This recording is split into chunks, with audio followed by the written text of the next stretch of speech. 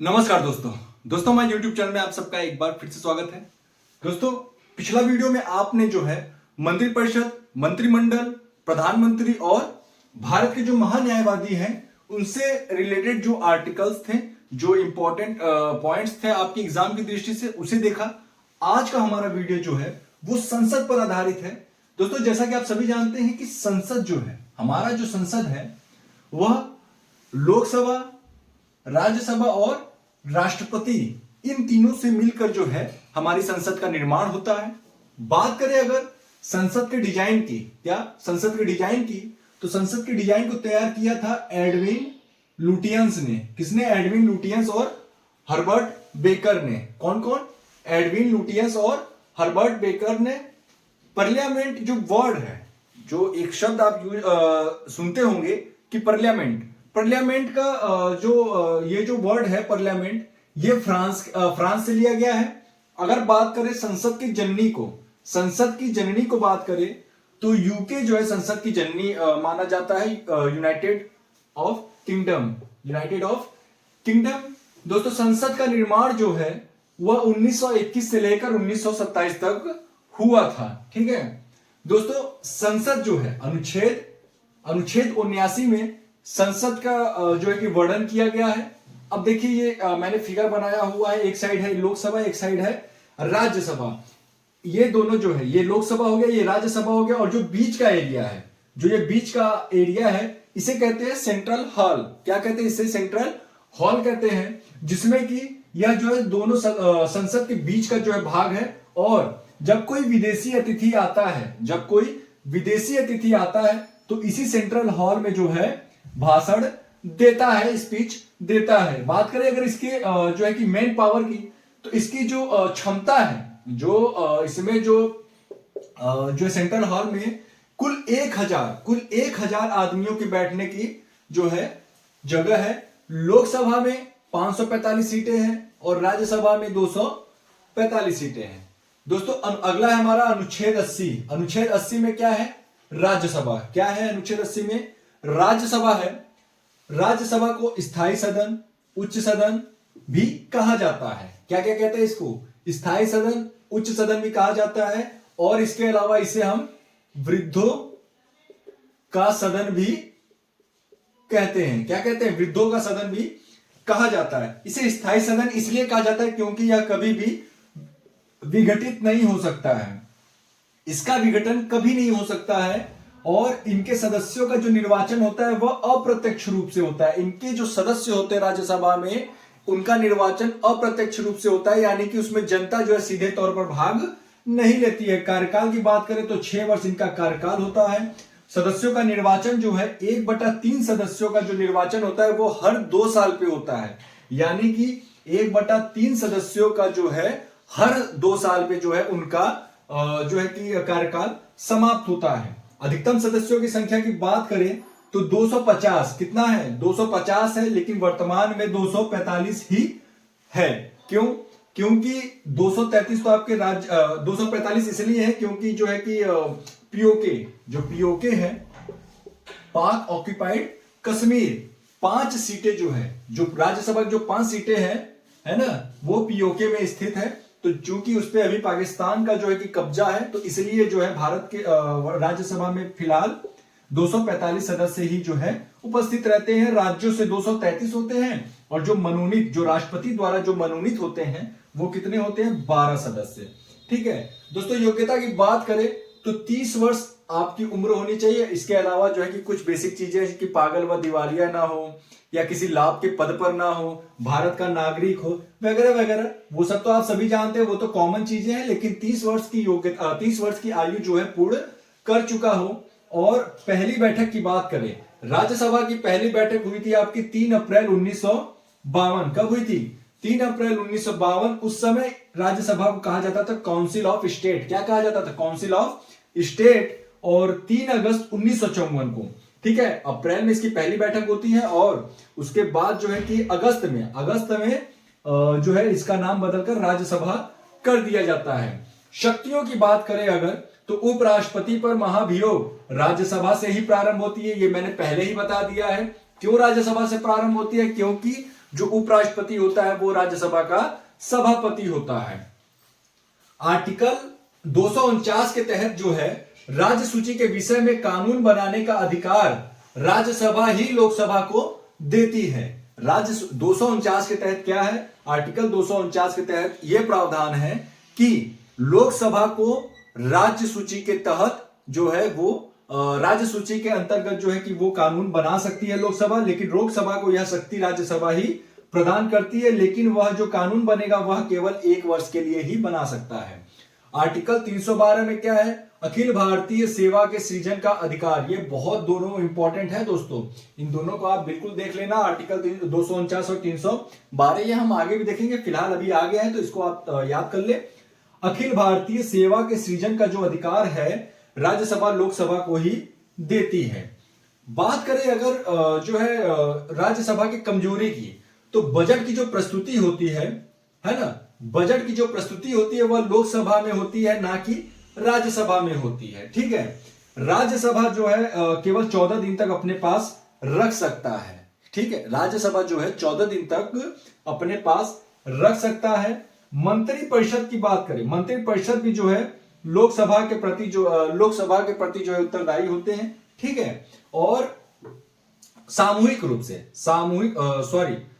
मंत्री परिषद जो है सामूहिक रूप से लोकसभा के प्रति उत्तरदायी होते हैं। ठीक है, संयुक्त अधिवेशन की बात करें, संयुक्त अधिवेशन की बात करें तो राज्यसभा की संख्या कम होती है और लोकसभा की संख्या अधिक होती है। जो संयुक्त अधिवेशन हमारा 108 आर्टिकल 108 के तहत जो संयुक्त अधिवेशन का प्रावधान है, जिसकी की अध्यक्षता लोकसभा का स्पीकर करता है, इसका जो है कि इसमें राज्यसभा और लोकसभा दोनों के सदस्य शामिल होते हैं, परंतु लोकसभा की जो संख्या है, सदस्यों की संख्या वो अधिक होती है। इस वजह से किसी भी विधेयक या किसी भी मत पर जब विचार किया जाता है तो लोकसभा का पलड़ा भारी पड़ता है।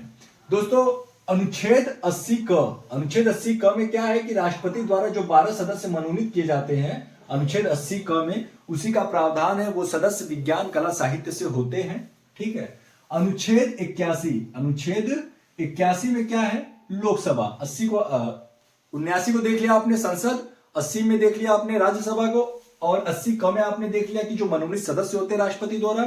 अब 81 में है लोकसभा। लोकसभा को निम्न सदन, अस्थायी सदन, जनता का सदन और प्रत्यक्ष सदन भी कहते हैं। इसके अलावा इसे युवा सदन भी कहते हैं, क्योंकि इसकी जो सदस्यों की जो आयु होती है वो 25 वर्ष की होती है और मिनिमम 25 वर्ष होनी चाहिए। दोस्तों, निम्न सदन इसे कहा जाता है, अस्थायी सदन इसे इसलिए कहा जाता है क्योंकि यह जो है भंग हो सकती है, और जनता का सदन इसलिए कहा जाता है क्योंकि इसके जो सदस्य चुन के आते हैं वो जनता के द्वारा प्रत्यक्ष रूप से चुन के आते हैं, यानी कि इनके चुनाव में जनता पार्टिसिपेट करती है या फिर मतदान करती है।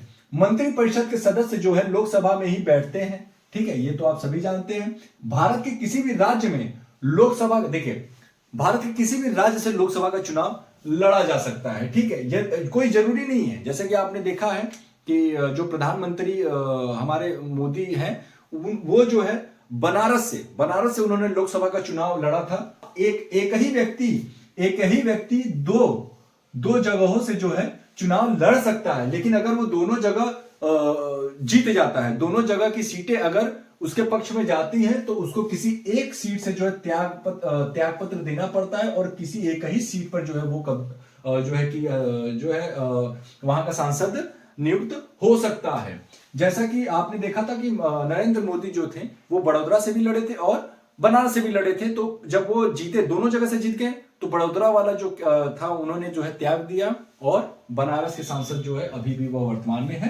भारत के किसी भी राज्य में लोकसभा चुनाव लड़ा जा सकता है, ये तो मैंने बता दिया। एक ही व्यक्ति 2 लोकसभा सीटों से चुनाव लड़ सकता है। योग्यता की बात करें, लेकिन 2 लोकसभा सीटों से चुनाव लड़ सकता है, परंतु सांसद एक ही सीट से वो रहेगा।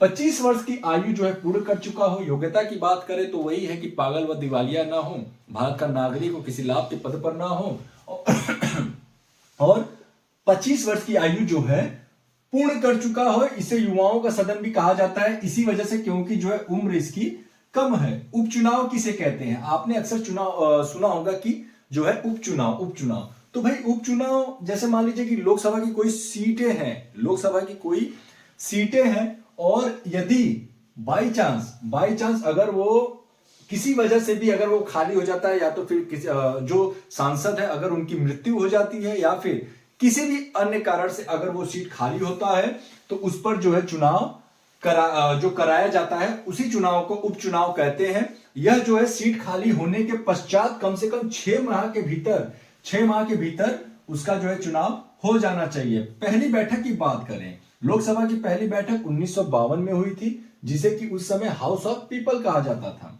और 1954 में इसका नाम बदलकर लोकसभा रख दिया जाता है। नोट करने वाली बात है कि संविधान संशोधन के मुद्दे पर राज्यसभा और लोकसभा दोनों बराबर के जो है कि अधिकार रखते हैं। अनुच्छेद 82 में क्या है? हर जनगणना के बाद सीटों का समायोजन। अब ये क्या चीज है? देखिए, हर 10 लाख सीट पर एक सांसद की नियुक्ति की जाती है। वर्तमान में जो सांसदों की जो संख्या का निर्धारण है वह 1971 की जनगणना पर आधारित है। 1971 की जनगणना पर आधारित है जो हमारी वर्तमान में जो है सीटों की संख्या है। और आपको मैं बताना चाहूंगा कि 84वें संविधान संशोधन 2002 द्वारा लोकसभा और राज्यसभा की सीटें जो है 2026 तक अपरिवर्तित होंगी, यानी कि ना तो घटेंगी ना तो बढ़ेंगी। जैसा है वैसा ही रहेगा। कुलदीप सिंह समिति के द्वारा, है ना, कुलदीप सिंह समिति की सिफारिश पर जो है इसे जो है कि ये संविधान संशोधन हुआ था। अब बात कर लेते हैं कि अनुच्छेद 83 क्या कहता है? सदन की अवधि की चर्चा। क्या? सदन की अवधि की चर्चा है कि यानी कि इसके जो सदस्य होते हैं वो कितने वर्ष तक जो है कि कार्यकाल उनका होता है। राज्यसभा की बात करें तो 6 वर्ष, लोकसभा की बात करें तो 5 वर्ष। ठीक है। अनुच्छेद 84 में क्या है? संसद की योग्यता के तहत वही है जो हमारा लोकसभा और राज्यसभा की जो मैंने योग्यता की बात किया। राज्यसभा के लिए जो है कि 30 वर्ष और लोकसभा के लिए 25 वर्ष। पागल व दिवालिया ना हो, लाभ के पद पर ना हो और भारत के नागरिक हो। अनुच्छेद 85 में क्या है? 17 आहूत तथा 17 वसान की चर्चा। 17 आहूत उसे कहते हैं जब जैसे कि आपको मैं एक चीज बताना चाहूंगा, जो हमारे सत्र हैं, जो संसद के जो सत्र चलते हैं वो 3 सत्र होते हैं। पहला बजट सत्र, दूसरा मानसून सत्र, तीसरा शीतकालीन सत्र। पहला हमारा जो बजट सत्र है वह बजट निकलने के बाद उस पर जो चर्चा होती है वह बजट सत्र कहलाता है। यह सबसे बड़ा होता है। ठीक है। सबसे छोटा हमारा शीतकालीन सत्र होता है। जो बजट वाला सत्र है वो फरवरी से लेकर मई तक चलता है। जो मानसून वाला सत्र है वो जुलाई से लेकर अगस्त तक चलता है। जो शीतकालीन सत्र है वो नवंबर से दिसंबर, यानी कि केवल और केवल 1 माह तक चलता है। और जो हमारा मानसून वाला है वह भी जो है कि 1 माह तक चलता है, परंतु सबसे छोटा जो होता है वो शीतकालीन ही होता है। तो ये जो सत्र है ना, जब सत्र जब बैठती है, जब जो है कि इसको बुलाया जाता है तो वो 17 आहूत कहलाता है। इसका अगर आप संधि विच्छेद करेंगे तो 17 आहूत। ठीक है। 17 वसान, सत्र अवसान, है ना, मतलब कि जब सत्र खत्म किया जाता है। जैसे कि फरवरी में स्टार्ट हुआ तो फरवरी में जब स्टार्ट हुआ तो वो 17 आहूत कहलाएगा। जब मई में जब समाप्त हुआ तो 17 वसान कहलाएगा। ठीक है। उम्मीद है समझ में आ गया होगा। अनुच्छेद 85 कार्यवाही स्थगित और विघटन। ये 2 शब्द आप सुनते होंगे कि कार्यवाही स्थगित और विघटन क्या होता है। तो दोस्तों मैं आपको बताना चाहूंगा कि जब शोर शराबे की वजह से, देखते होंगे संसद में शोर शराबा होता है, तो जब जो है कि दोनों पक्ष आपस में जब बहुत ज्यादा जब जो है कि शोर शराबा करते हैं तो उसमें क्या करते हैं कि कार्यवाही जो है स्थगन कर दिया जाता है, स्थगित कर दिया जाता है। और विघटन में क्या होता है कि उसको समाप्त कर दिया जाता है। 2 सत्रों के बीच का जो अधिकतम अंतराल होता है वो कितना होना चाहिए? 6 माह। कितना होना चाहिए? 6 माह। यानी कि बजट और मानसून के सत्रों के बीच में मैक्सिमम 6 माह का जो अंतराल होना चाहिए। तो दोस्तों ये रहा हमारा जो है कि आज का संविधान पर आधारित वीडियो। उम्मीद है आपको सारे पॉइंट्स बहुत ही अच्छे से समझ में आए होंगे। दोस्तों मैंने बहुत अच्छे से समझाने का प्रयास किया। उम्मीद है ये सारे पॉइंट्स जो है कि आपके एग्जाम की दृष्टि से इंपॉर्टेंट है, अक्सर पेपर में पूछे जाते हैं, क्वेश्चन यहीं से बनते हैं। आप नोट्स बनाते चलिए। उम्मीद है कि मेरे द्वारा पढ़ाया गया जो भी संविधान के टॉपिक्स है वो आपके एग्जाम में जरूर आएगा और इसके बाहर से नहीं आएगा, ये मैं लिख कर दे रहा हूं। दोस्तों कैसा लगा वीडियो ये हमें नीचे कमेंट बॉक्स में लिखकर जरूर बताएं।